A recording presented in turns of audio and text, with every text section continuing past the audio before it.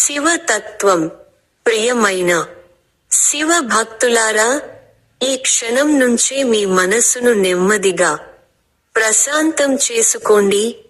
శివుడు రాజు కాదు, శివుడు భోగి కాదు, శివుడు త్యాగానికి ప్రతీక, సృష్టికి ముందే ఉన్న శక్తి శివుడు, లయానికి కారణమైన మహాశక్తి శివుడు.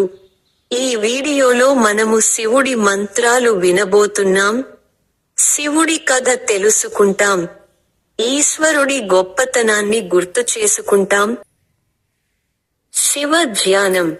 ఇప్పుడు మనసులో అన్ని ఆలోచనలను వదిలేసి శివుడి నామాన్ని మాత్రమే గుర్తు చేసుకుందాం.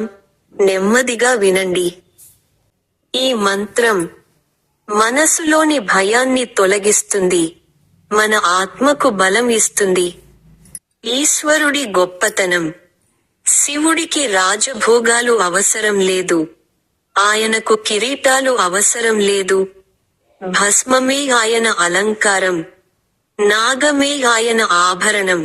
ఎందుకంటే శివుడు మనకు ఒకటి చెప్తాడు: ఈ శరీరం శాశ్వతం కాదు, ఈ సంపద శాశ్వతం కాదు, చివరికి మిగిలేది సత్యం మాత్రమే. అందుకే శివుడు శ్మశానవాసి, భయపెట్టడానికి కాదు, సత్యాన్ని గుర్తు చేయడానికి. శివ భక్త కథ. మార్కండేయుడు. మార్కండేయుడు చిన్న వయస్సులోనే శివ భక్తుడు. మరణం సమీపించిందని తెలిసినా భయపడలేదు. శివలింగాన్ని ఆలింగనం చేసుకుని ఈ మంత్రం జపించాడు: ఓం నమః శివాయ.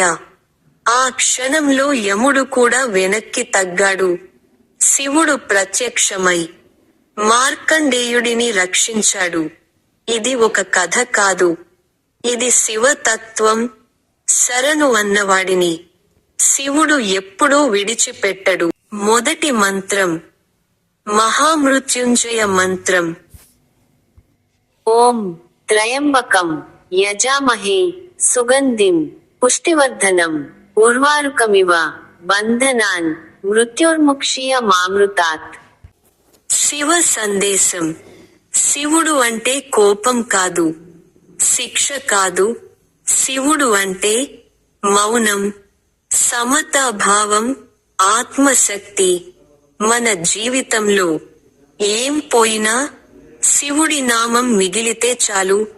ఈ రాత్రి శివ నామస్మరణతో శాంతిగా నిద్రపోండి.